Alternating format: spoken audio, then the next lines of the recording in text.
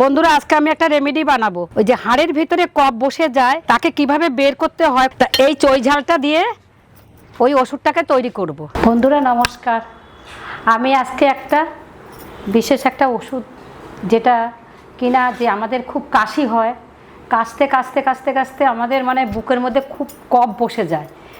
তারপরে সেই এর আস্তে আস্তে কি হয়, হাড়ের ভিতরে কফগুলো গিয়ে শুকিয়ে যায়।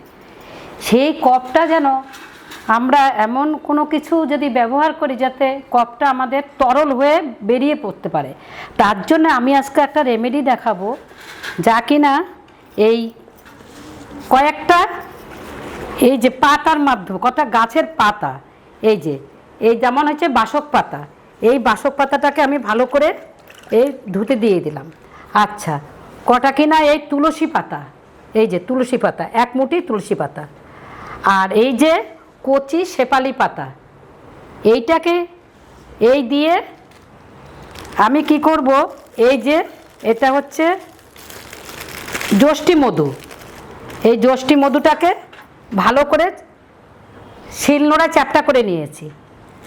আচ্ছা, এটাকে এই দিয়ে এই সমস্ত উপকরণগুলো দিয়ে আমি এবার, আর এই চই ঝাল, এই যে এই চই ঝালটা হচ্ছে মাস্ট, চই ঝাল এর লাগবেই। এই চই ঝাল আমি কাছ থেকে কেটে নিয়ে আসলাম, দেখালাম আপনাদেরকে।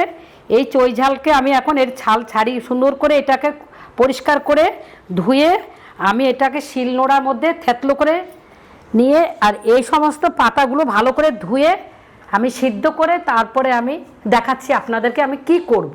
এই যে জলটাকে বসিয়ে দিলাম, এখানে 1 লিটার জল আছে। এই যে এটা হচ্ছে এই শেপালি পাতা, এই শেপালি পাতাটাকে দিয়ে দিলাম।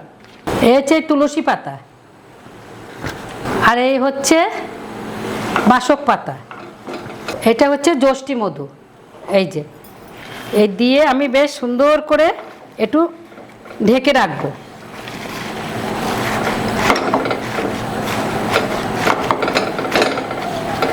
এই ভালো করে সিদ্ধ হোক, থেতো করে নিই। এইবার এগুলো আমি এই চই ঝালটা দিয়ে দিচ্ছি।